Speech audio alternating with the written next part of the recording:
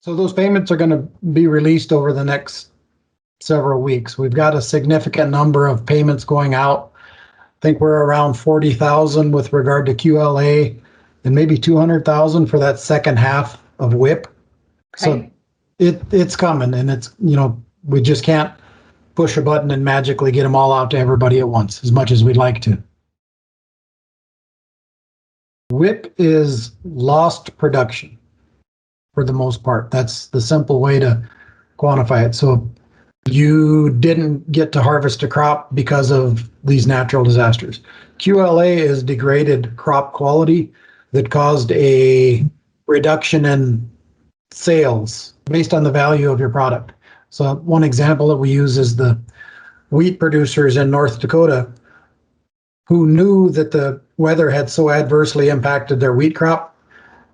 They didn't even try to sell it at the elevator. They sold it for feed wheat. There's a price discount because of the quality. Another case might be a wildfire that burned out all of your crop altogether. You don't get to sell that at all. So that's really the easiest way to think about them.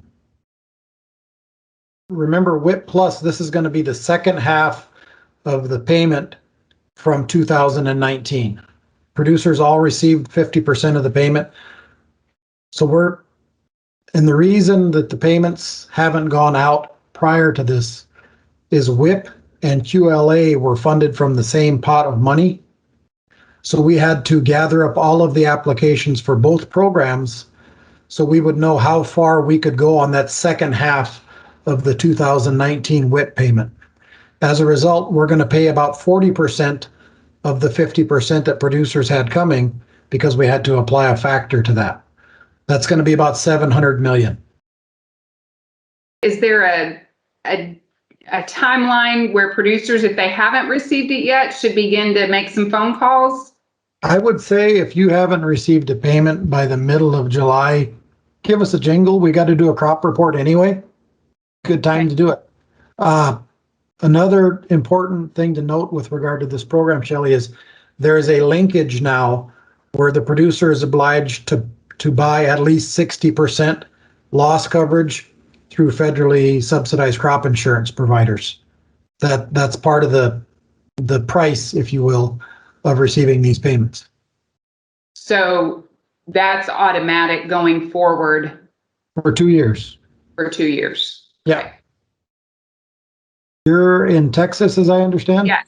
Mm-hmm. Keep your eye on the drought monitor. We do have some standing disaster programs that may be triggering in your location. The emergency conservation program, livestock forage protection, those type of programs may be triggering just by virtue of the drought monitor. So check that out. June 15th, the nominations opened for your local county committees. Okay. We're looking for folks that want to help us administer these programs at the local level. So if you have a friend or if you yourself want to nominate, go get your form, turn it in, and you can help be part of the process for delivery. Why is it important for people to be a part of the process?